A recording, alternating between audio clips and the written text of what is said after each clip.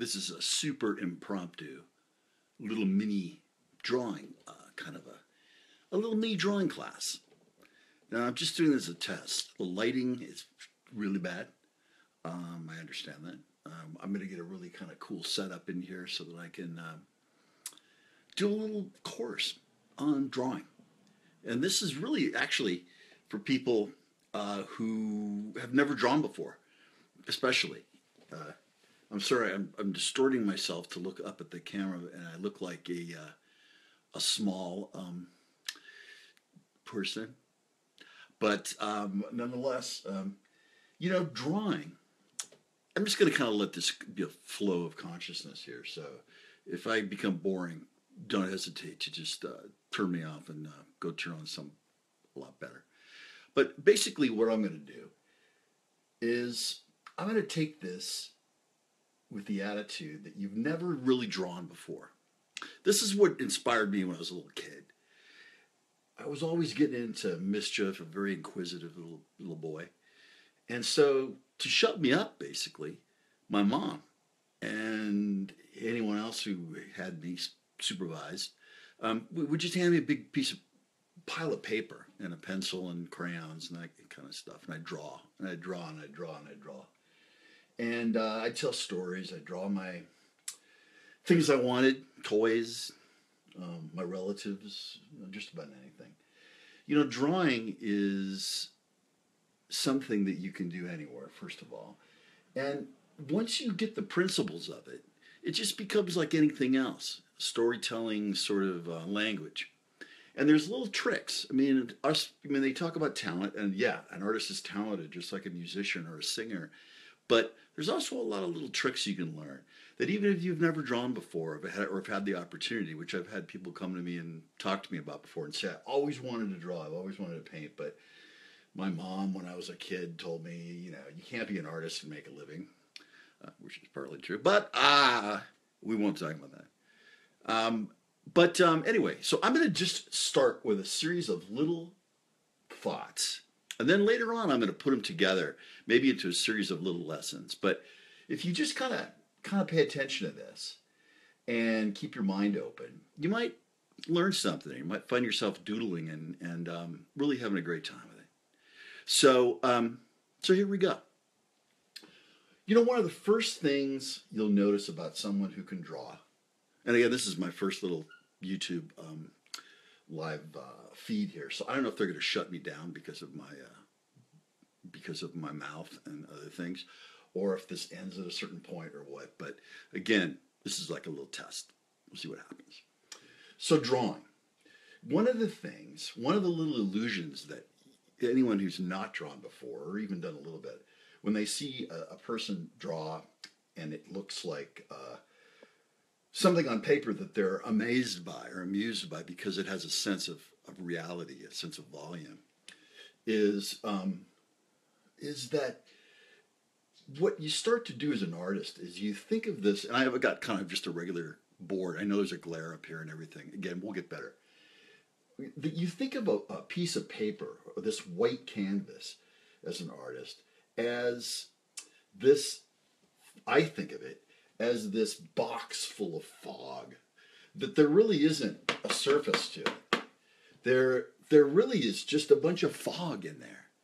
And lines are your only way to start putting things into that fog that makes it into an object or a scene. And so you learn a series of tools that create the illusion, and I'm not always watching who's on here. I don't even know if anybody's watching me. So if I don't look around every time, pardon me. Anyway, so this fog. So as an artist, you go, okay, how can I take this little surface of white paper and make it into this box of fog? And so you learn about these tricks. One trick, and I'm not going to get into the real technical stuff about drawing yet. I'm not going to approach it like you really do when you teach. I'm going to be very, very sort of organic about this. This has hit a lot of people I've taught before where they're like, oh my God, I learned how to do things so quickly. And then when I actually took real drawing classes, I kind of understood what was behind it. One is contour. They call it contour line. And the best way to describe that contour line is that lines can create the illusion of volume. And without getting into perspective or anything, there's a little exercise you can do.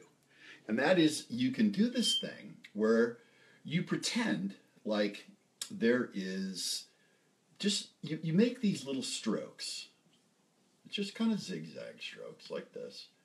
Make these little strokes and change them, for example, as they go into different directions. Then maybe, then go off here, for example, and start another series of strokes, going up, zigzag like this. Maybe then we have, we get a little bit bigger with these strokes on the bottom. We kind of go like this. Again, it's really this motion, changing it in different directions. They may go in this direction, that direction. But get a piece of paper when you're doing this, and try this. Okay, what this is doing is you're starting to, if you play around with it, you'll start to see what I'm making just by zigzags. And that is, even though this doesn't have to represent anything, like I said, I'll zigzag them this way and pay attention to what happens. Look, step back from this and go, what do I see? What's happening? Where is 3-dimension happening? And you'll start to go, hey, wait a second. When I take this and jig-jog it in this direction, it looks like this tube or this organic form is going into that box of fog. And this one, when I go this way, it comes out. It comes out towards me. Like if this were a tube or a glass with stripes around it. When I go like this, it's coming in this direction. Out of the fog. Oops, I'm going off the page. Sorry about that. I guess it keeps on this side. Everything's backwards here in drawing land. So I'll jig-jog more this way. Now watch what happens with this. And this can be applied to a lot of different stuff, not just a tree. Let me finish this tree up a little bit. So I'm sorry if I'm not listening to or looking at the feedback yet. I will. I just have to see what this is showing and what it's not showing, get used to this. Okay, now what I'm going to do, because this is going to be a tree, is I'm going to take and I'm going to decide on how the outside of this goes. Let's say I'll just take this like this and just do a nice little organic branch. Goes like this. This. I'm outlining the outer areas of those zigzags, and I'm giving a little free-form shapes, maybe. And I'm starting to believe in my mind that this is a tree, a viney tree. Okay? Now, without me even, if you were to do this, with no other lessons on perspective or all the many different things you start out fundamentally as an artist, you'll be kind of surprised to find that if you do this, you've just created something that has volume. Now, trees don't have lines all over them all the time. Some of them do, or quite a few. But now, let me tell you a little trick that artists do. Comic book artists especially learn this. And one of the first things you ever learn as an artist that's really hard is that you start off going, okay, I want to draw every little leaf on the tree. I want to draw every pore on a face. That's what makes a good artist. If you can draw every little tiny thing, and you look at something you want to draw, and you have sensory overload because you don't know what to draw. Everything is bombarding you at the same time. And then as you get more educated as an illustrator, for example, a real good instructor I had at Art Center College of Design, Eugene Fleury was his name, who used to teach the animators at Disney. Actually was one of the guys who worked on Night on Bald Mountain, and actually did a lot of the drawing instruction on Bambi and helped on that. So he was one of my teachers when I first got in school. And he said, when you start to get really good at drawing, you don't start to look for how much you can put on the paper. It's how little you can put on the paper and still have it look like something amazing. Can you, with 3 strokes of your pencil or your paintbrush, make a droplet of water pop off like it was a real drop of water? Can you make something look like a box by only hitting 2 or 3 different edges, and yet somehow in that glowing fog box, it looks like a box? So it's learning what to edit, or learning what not to draw, as well as what to draw, that you really start to grow as an artist. So here we have this example that I just did of the zigzagging that led to what I'm calling a tree trunk. Now, in your brain, one exercise you can do with other objects is you can think of these as tape. As if I were to have taken a real tree and wrapped masking tape all around it, and that everywhere and then step back, what you'd see is that masking tape would do exactly what these little zigzags have done, or give you a sense of volume, and you're going, oh my gosh, if I just drew those pieces of tape, I'd automatically have volume, and far more than if I just drew the outline of a tree like most people that are just starting to draw do. So now what you do with this, like here's what a comic book artist may do, or any illustrator or painter, is say, okay, now this makes a lot of volume, but this doesn't make any sense. So what can I get rid of? And one thing I seem to have gotten rid of is my damn eraser. If you're just tuning in, this is my first little quick impromptu glimpse into my studio. I won't show you the rest of it because the bird is off to one side and it's quite a mess full of props and junk, but I'll get it set up. Anyway, so now, without knocking over the camera, now let's see what we can eliminate. I guess I'll just have to use this Russian hat as my eraser to show you what I mean. So let's take the top of this Russian hat, since I can't find the eraser anywhere, and let's get rid of the lines that we don't need, and yet have a logic about it. Okay, well, a tree has wrinkles, for example. I'm going to use my finger. I like this Russian hat too much. A tree has wrinkles, just like a human elbow or anything, in certain spots. So it may, where a tree trunk bends, you may find wrinkles in certain types of trees. And we want those little hints, you call them notes, clues of what the volume is of this tree. We also are going to look at this and go, you know, we don't need all of these lines, but this tree trunk is coming out in this direction. I think I'm going to make a little change here. Since I'm learning what makes my zigzags change of form and direction, I'm going to change it to this way. I'm just going to make a couple of them. I'm going to kind of make that on the outside. So now what we've done, and continue to do, is we go, which lines do we need? And which ones don't we need? And the more we do this, we also say to ourselves, how can I make these lines represent stuff that actually is on a tree? You know, what, and again, I'm talking about wrinkles, but you also use those lines to represent other things, like we knew this curved line makes this part of the tree go back. So what happens later if we go, okay, well, those curved lines I'm going to fill in with a few forms later, like a cast shadow off of the tree from the canopy of leaves above. And this continues.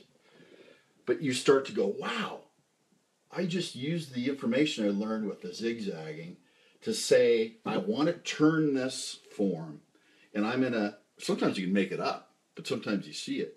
I'm going to use the shadows from above that are coming across the leaf canopy to create volume. Okay, so again, I'm just going to go back and say, okay, I'm going to make these little wrinkles just here on that tree evident.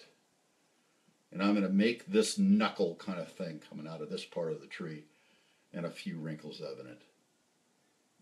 Maybe I'll let it go here. Maybe I'll do one or two there. And then here, let's just do a grouping. A little grouping of them here to give a sense of the volume of this tree branch that's coming forward. And you change the outside of your drawing as you start to discover, and your mind starts to believe this as a three-dimensional thing. You actually start sculpting with lines. You're not just drawing flat stuff anymore like when you were a kid or when you just learned to draw and it's just one flat surface that you do a figure on. You start to believe that this is something that you're going inside of, and the canvas becomes dimensional and it becomes space.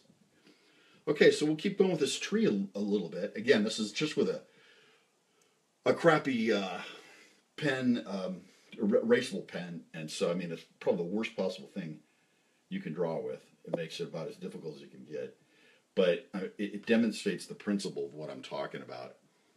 Okay, so maybe I'll put a few little accents here. I'm going to reinforce this tree branch here a little bit. Maybe I'll put a few notes here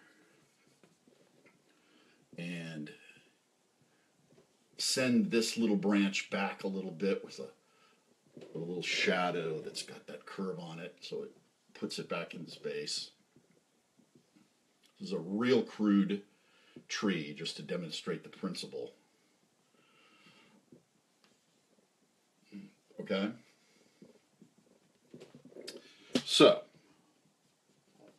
now you start to see what I'm talking about, and that what started off as just a bunch of squiggles have helped you create a tree base, for example, in this case. You know what I'm going to do here? That's going back. So I'm going to put a line in front of it from the edge of this tree so that this is called overlap. We won't get into it, but all of you recognize what that is. Overlap is when something's behind something. But now I've sent that branch not only back in space, but I've put it behind the bigger volume of this tree as well. So, oh, I'm getting some hearts. Oh, wow. I don't know what this means yet, but I think that's good. So anyway, hey, let's put a few more shadows up here. This is fun. This is great. A lot of fun. And you know what, boy, if I was to continue with this tree and go up and show you, which I eventually will, about making the canopy of the tree and everything, you can just go on and on and on. Now, to see this in practice, look at this things like, again, comic books or old etchings, like the kind of etchings that were on metal plate that they used for ink, that they would even make old storybooks or even money in some cases.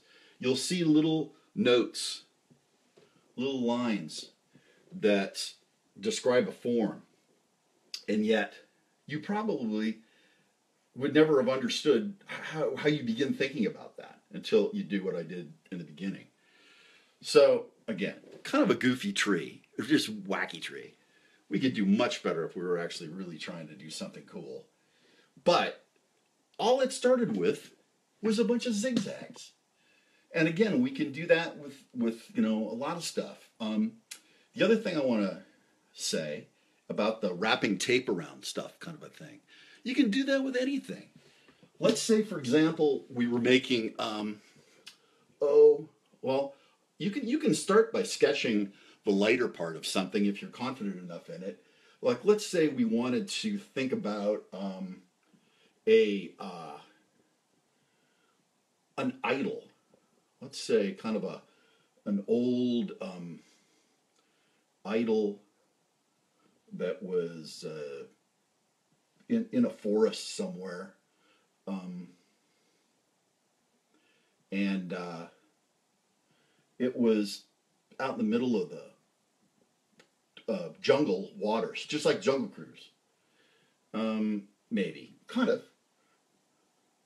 And let's say this idol was here, and again, you know where I'm going with this.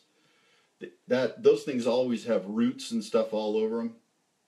It goes over the top. You have these roots from the trees, the tropical trees. I know what they're called, but I can't think of what they're called now.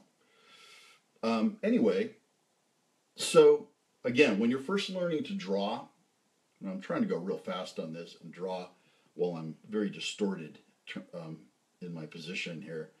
So excuse me, I'm not necessarily going for a beautiful drawing. I'm really going more for describing the principle of things. So here, let's say again, these roots. Now what I did this time, for example, is I started with, for the heck of it, I started with the outside. Had I not done this exercise like I showed you about just squiggling your way through, I started with just an outline, and now I can go in and go, now how can I use the principle of contour?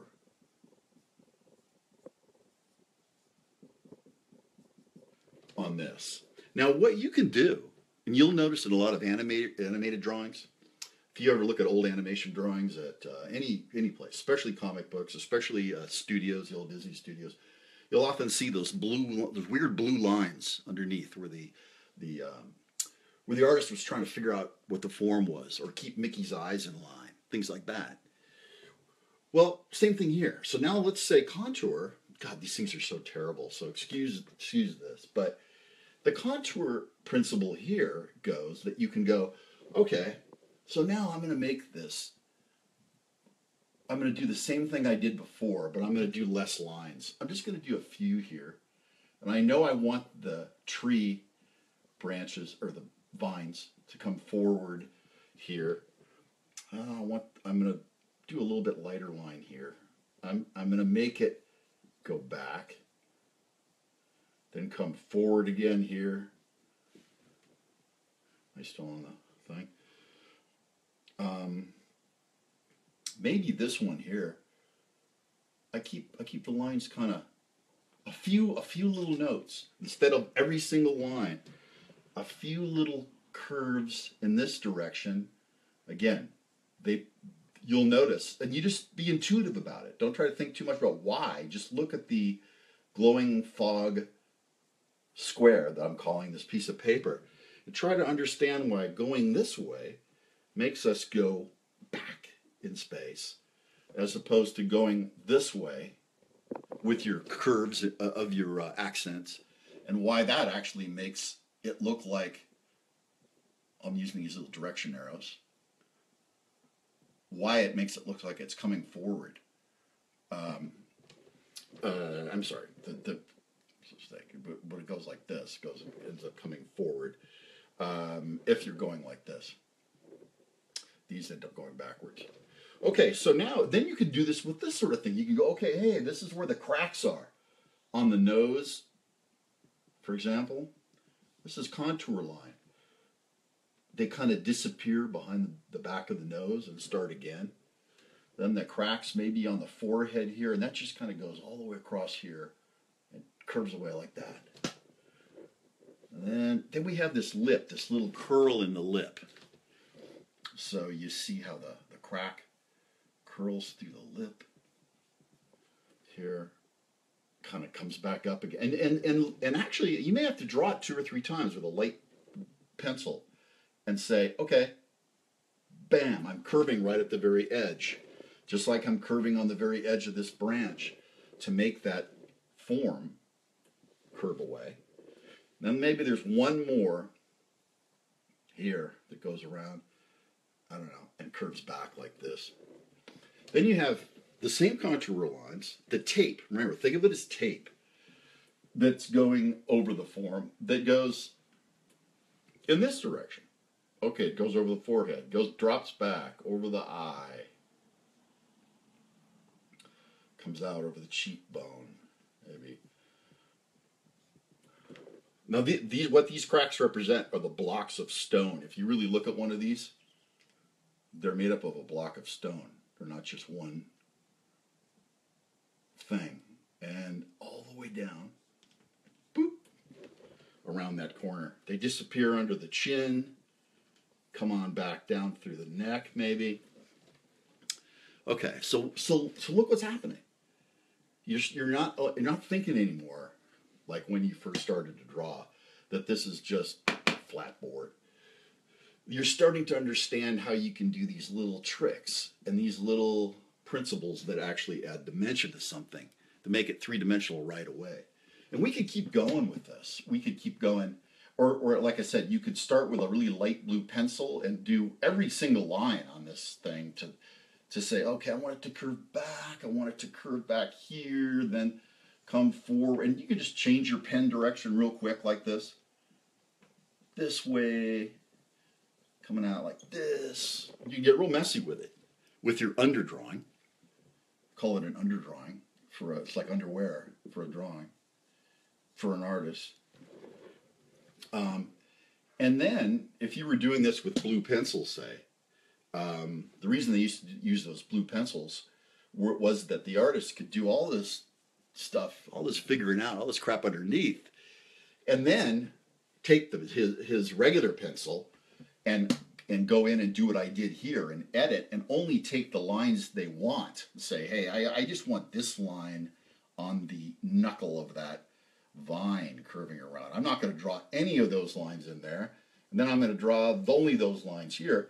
And then they would, for example, you used to be able to Xerox before the computer, a blue lined drawing, and all the blue would disappear and you'd only have the pencil left.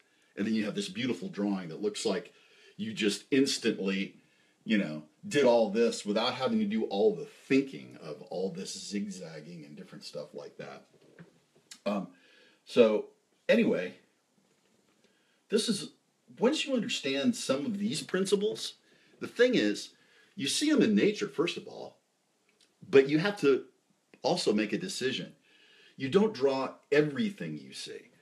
One of the best things I ever learned from Eugene Fleury, the Disney, old-time Disney artist that taught me early in my years at Art Center, was that the best drawings are a combination of what you know, this is something we know, and what you see. But once you know that, then you can look at something and make a few things up that even don't exist, just to make a tree branch come out. Even though you don't see it exactly that way, you make up a few things in order to use this language, the zigzagging, the contour, to create three-dimension. So you know what? I'm going to keep it at that. A short little drawing, a little exercise you guys can play around with. What I encourage you to do is just take a piece of paper and do what I showed you here. And that is, gosh, life would be so much easier with an eraser. But you can do this whole thing. I've gone through my whole life with dirty hands, or I just need to stop now. You can do this whole thing as an exercise. Take a piece of paper and just have a ball. Zigzag, change your zigzags this way. Then suddenly changing that way. Start on the side of one and go back. And squint your eyes a little bit. See what's starting to happen. And again, go back in, outline what you've done. Because let's think of this as a tree. We could do a million things, but we're trying to teach you this with some specific thing. We'll overlap that a little bit just because this is the way a tree does funny things like that. And here's a big weird bump in the tree. So again, look what we got. It's the same principle. Play around with that. You'll have so much fun doing it. You create these great trees that have dimension and have character and everything, and you're on your way to being able to sell art, outsell me, and give me my competition that I need. I need more competition. That's what I'm teaching you guys this. That's all. Have a great Sunday, you guys, and we'll see you again here on Thor, the Sketching Pirate. Should I call it that? I don't know. Maybe I'll just wear different hats every time. Talk to you later. Bye now. Keep drawing.